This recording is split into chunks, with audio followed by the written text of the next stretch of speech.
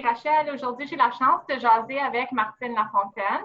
Elle est ici aujourd'hui pour nous jaser de comment gérer la saturation émotionnelle face au changement. Donc, on va peut-être commencer par une petite introduction. Donc, comment allez-vous aujourd'hui et dans quel domaine travaillez-vous? Merci Rachel. Alors, merci, je vais bien. Donc, pour ceux et celles qui ne me connaissent pas, je suis Martine Lafontaine, thérapeute en relation d'aide professionnelle et j'ai une spécialité en accompagnement du deuil. Et c'est ça. Donc, j'offre des services dans la région de la capitale nationale, mais également des services en ligne. Parfait. Bien, merci de prendre le temps aujourd'hui. Donc, OK, la première question, c'est quelle serait une stratégie pour diminuer la charge émotive quand on se sent trop plein? Eh bien, avant de rentrer dans le vif du sujet, je vais comme parler et expliquer un peu c'est quoi la saturation émotionnelle. Donc, c'est ça. Donc, en fait, la saturation émotionnelle, c'est quand on a une accumulation. Puis, on sait que présentement, avec la crise COVID-19, individuellement, mais socialement, on fait face à plein de changements, que ce soit des petits changements ou dans la routine, ça peut être des changements au travail, changements avec les enfants, que ce soit d'aller à l'épicerie ou notre façon d'interagir dans la société. Donc, on voit là qu'on fait vraiment face à plusieurs changements. Et là, ben, ces changements-là, ben, ça nous amène à vivre des deuils à différents niveaux, comme on a vu dans les vidéos précédentes. Et ce qui peut arriver, c'est qu'il y a une certaine accumulation émotionnelle qui se passe. Donc, pour faire une comparaison, c'est un peu comme si notre mental, ce serait comme un verre et que le verre se remplit goutte par goutte et à un moment donné, ben, le verre finit par déborder. Alors, c'est ce que c'est la saturation émotionnelle. Donc, évidemment, dans cet état-là, on peut se sentir épuisé, mais surtout saturé mentalement. On a besoin à ce moment-là de s'arrêter là, pour prendre une pause pour soi. Donc, ce qui nous amène à la question, là, ce serait quoi qu'on peut faire pour diminuer cette charge-là émotive quand on ressent ça? Eh bien, évidemment, c'est sûr que c'est de prendre du temps pour soi.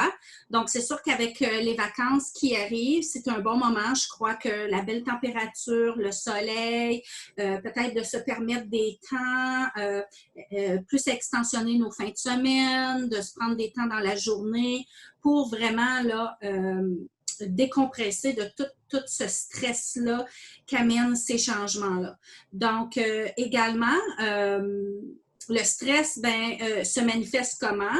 Ben, peut se manifester comme avec de la fatigue, où on se sent là, qu'il y a comme une baisse d'énergie en général physiquement, donc un manque de fatigue. Mais c'est aussi, ça peut être, on se sent plus émotionnel, on se sent plus larmes à l'œil, triste et évidemment, aussi, d'un point de vue émotionnel, on peut se sentir avoir les émotions à fleur de peau, donc être plus impatient, plus parfois colérique. Et là, ça, ce sont des indicateurs là, que le stress est intensifié.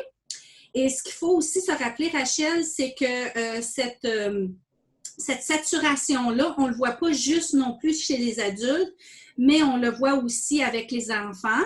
Donc, c'est sûr que les enfants n'expriment pas la même manière l'anxiété, mais on peut le voir certainement aussi là, qu'eux sont touchés aussi directement avec ces changements-là. Et comme j'expliquais dans les 2 autres vidéos précédentes, c'est pas tout le monde qui réagit de la même façon au stress. Donc, je pense qu'un des points tournants pour mieux gérer toute l'anxiété, le stress et la vague émotionnelle attachée là, à cette accumulation-là, eh bien, c'est de prendre du temps pour soi. Oui, non, ça fait du sens. C'est une bonne stratégie, ça, pour vraiment savoir et là, prendre le temps de savoir qu'est-ce qu'on a besoin dans le moment. Et des fois, on y pense pas quand on est trop occupé, puis c'est vraiment de prendre un moment pour voir ce qu'on a besoin. Puis une chose aussi à retenir, c'est que plus, quand on fait face à cette saturation-là, là, tu sais, puis moi, quand j'entends le mot saturation, l'image que j'ai, c'est un peu comme une éponge. Tu sais, une éponge qu'on trempe dans une chaudière remplie d'eau, puis quand on ressort l'éponge de l'eau, elle est tellement remplie à son maximum qu'elle n'est plus capable d'absorber. En fait, c'est ça. C'est un autre exemple concret de ce que c'est la saturation émotionnelle. Alors, c'est sûr que éviter à tout prix, c'est d'essayer de contrôler l'accumulation émotionnelle, c'est-à-dire refouler, faire à semblant que c'est pas là, donc le nier. Parce que quand on fait ça, bien, on ne libère pas le stress. Au contraire, on finit par se noyer, voire même exploser. Là. Puis, bien évidemment, quand on explose, nos réactions ne sont pas toujours les meilleures. Puis, des fois, ça peut créer des antécédents là, par rapport à ça. Oui, ça c'est vrai. Donc, pourquoi que l'isolement, c'est un phénomène courant chez les personnes qui vivent une épreuve? Eh bien, encore une fois, on peut voir là, que toute cette vulnérabilité-là, cette irritation-là qu'on peut vivre face au changement, que ce soit un changement mineur, une accumulation de changements mineurs ou voire même un deuil très majeur, on sait que cette vulnérabilité-là est comme mal perçue encore socialement. C'est là où il y a beaucoup encore de jugements, de préjugés. Oui, c'est sûr qu'au niveau de la santé mentale, il y a un grand pas qui a été fait depuis plusieurs années, mais on voit que c'est encore tabou, c'est encore mal vu. C'est comme un signe de faiblesse, tu sais. Et les gens sont portés à s'isoler pour toutes sortes de raisons, par honte, par peur de déranger, par peur d'être mal perçu, d'être jugé. Donc, et surtout aussi parfois, les gens vont être portés à s'isoler parce que parfois les gens n'ont pas nécessairement accès à des ressources là, pour s'aider. Oui, c'est vrai. Et ouais, peut-être à cause qu'ils ne veulent pas être tristes autour des autres aussi, des fois, tu ne veux pas être la personne qui descend la morale de tout le monde, mettons. Donc, je peux voir comment que ça serait, l'isolement, c'est vraiment un phénomène qui porte dans tout le monde. C'est une réaction défensive. Donc, est-ce que vous avez des outils pour apaiser les peurs? Oui. Donc, c'est sûr que quand on fait face à cette saturation-là, on l'a vu, ça l'intensifie tout le niveau le niveau de stress et d'anxiété. Donc, on peut voir, juste avant de donner les petits trucs pour faire face à ces peurs, donc on voit que la saturation émotionnelle, ça peut changer notre humeur, ça l'amène une surcharge dans notre corps physique. Donc, on voit au niveau musculaire, ça atteint les muscles, les articulations, les organes vitaux. Donc, c'est là où, en fait, ça diminue notre système immunitaire. Puis, on voit que cette accumulation-là, ça peut nous amener à un effondrement mental, émotionnel, comme la dépression, le burn-out, voire même là, un problème important de concentration, comme je disais.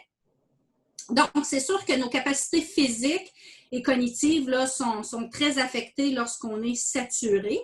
Et ça peut, de se ressentir comme ça, dans notre corps, dans notre esprit, dans notre mental, ça peut intensifier tout l'effet d'insécurité. Puis surtout, on le sait, en période de crise, on vit tous à différents niveaux, encore une fois, différentes peurs, donc différentes insécurités. Puis pourquoi? Parce que ce sont tous nos repères. Tu sais, la vie telle qu'on la voyait, qu'on la vivait avant la crise, tous ces repères-là sont en période de changement. Et ça crée beaucoup d'insécurité et de peur. Et encore une fois, pas juste chez les adultes, mais chez les enfants. Donc, la première chose, la peur, c'est un peu comme la honte. Donc, pour la désamorcer, cette peur-là, c'est d'en parler. Donc, c'est sûr que comme thérapeute, on aimerait avoir une baguette magique là, pour faire disparaître tous les maux des gens qui souffrent, mais malheureusement, il n'y a pas de recette magique. Donc, c'est pour ça qu'on parle tellement d'isolement, pour s'assurer que les gens comprennent bien l'impact de l'isolement, parce que quand on est isolé, ben, on n'a pas cette disponibilité-là, là, cette facilité à justement exprimer ces peurs-là. Donc, très important de parler de ses peurs, parler de ses craintes, que ce soit avec ses employeurs. Donc, la communication est vraiment, vraiment, vraiment un élément clé pour désamorcer toute cette insécurité-là qu'apporte la crise chez les gens qui vivent beaucoup de changements ou chez les endeuillés. C'est aussi, je dirais que c'est important de désamorcer parce que comme on parlait tantôt, cette saturation émotionnelle-là nous amène dans un trop-plein. Hein? On se sent comme plus capable d'absorber, comme je disais tantôt. Donc, c'est important de décompresser doucement, tranquillement, ce fardeau mental-là, afin de faire face à toute la situation, à tous les changements, à faire face aux peurs que ça génère chez moi, ces changements-là, parce que comme je dis, c'est pas tout le monde qui a la même capacité, la même résilience à composer avec le changement. C'est pour ça qu'il y a des gens qui vont ressentir une légère insécurité et d'autres où ça peut devenir très, très anxiogène. J'ai des gens qui m'ont dit durant la crise, et encore là, je suis plus capable d'écouter les nouvelles, je suis plus capable d'être connectée aux réseaux sociaux parce que les nouvelles par rapport à cette crise-là sont tellement omniprésentes que ça l'amplifie mes peurs. Donc, c'est pour ça que quand on dit faire un retour vers soi, se donner du temps pour décompresser, pour justement choisir les bonnes activités qui nous font du bien. Donc, évidemment, un excellent échappatoire, ou je dirais pas un échappatoire, mais une excellente façon de désamorcer tout ce trop-plein-là, ces peurs-là qui peuvent nous habiter. Puis souvent, on l'oublie, puis c'est tellement un moyen simple. Eh bien, c'est par l'humour, par le rire. Alors, pourquoi l'humour, le rire? Parce que quand on est en période de changement, où on vit, comme tu nommes, des peurs, des émotions, on se sent saturé, on est dans cette polarité de souffrance-là. Alors, c'est super important de venir équilibrer dans la polarité du plaisir et l'humour, le rire est une excellente façon de désamorcer là, toute cette accumulation-là, ce stress-là là, qui peut nous habiter. Donc, juste pour récapituler, donc c'est vraiment la communication et de se donner le temps d'arrêter d'écouter les nouvelles, tout ça des fois, et aussi de rire et de s'amuser des fois. Good. Est-ce que vous avez autre chose à rajouter au sujet de la saturation émotionnelle face au changement ou? Bien, une autre chose aussi, c'est de réfléchir à ce qui nous conduit à cette saturation-là, à ce stress-là. Souvent, quand on regarde, hein, puis je l'ai nommé dans les autres vidéos, tu sais, où on était tous pris plus ou moins dans un mode de vie effréné. Alors, on se rend compte qu'on est souvent soumis à cette pression sociale-là de performer, de gagner plus d'argent, d'acquérir un meilleur statut, d'avoir, pour les étudiants, une meilleure note, où on se donne beaucoup, beaucoup de pression à faire bien les choses, être un bon parent, les activités avec les enfants. Donc, on s'aperçoit qu'on s'en met beaucoup, beaucoup dans notre assiette et que souvent, c'est ce qui nous amène à cette saturation-là. Donc, c'est important je pense, de revoir, de regarder, surtout si on est une personne qui est souvent exposée à ce trop-plein-là émotionnel, à cette saturation-là. On peut voir que c'est peut-être un peu dans notre personnalité de trop s'en mettre, d'être trop exigeant. Donc, c'est de revoir évidemment nos priorités. Et puis, évidemment, un autre moyen très, très concret, Rachel, c'est les groupes d'appartenance. Les groupes d'appartenance où, justement, c'est me donner un temps pour pouvoir parler de ma réalité. Donc, si je vis un deuil, si je vis la crise COVID-19 de façon difficile au niveau des changements, bien, en ayant des gens qui vivent la même réalité que moi, ça, c'est très, très aidant. Puis ça peut nous éviter de justement tomber dans l'accumulation là, émotionnelle. Donc, les groupes d'appartenance de différentes thématiques, que ce soit comment faire face au changement, comment gérer son deuil ou peu importe, ça c'est super aidant parce que les gens partagent ensemble et c'est ce qui brise l'isolement. C'est vraiment un outil fantastique. Est-ce que vous offrez des services du genre, que vous venez comme des groupes d'appartenance ou... Bien, effectivement, donc nous avons un programme justement pour les endeuillés qui est vraiment une plateforme où les gens peuvent échanger entre eux, où on aborde justement différentes thématiques par rapport au deuil et c'est très, très aidant. Pourquoi? Parce que les gens partagent. Ils ont un endroit aussi où ils peuvent se sentir libres d'exprimer leur tristesse, leur peine, leur frustration, leur colère, leur culpabilité. Donc, oui, les gens peuvent venir nous voir et justement, on a toute l'information sur notre site web au www.reflexionsducoeur.com. Donc, une panoplie d'informations, dont l'information de notre programme Cœur à cœur. OK, bien. Merci d'avoir pris le temps de nous jaser d'un sujet très important pour les gens, puis très relatif dans le monde aujourd'hui. Donc, c'est ça. Je pense pas qu'on a autre chose pour aujourd'hui. Donc, bonne journée. Merci encore. Mais merci, Rachel, de m'avoir invitée.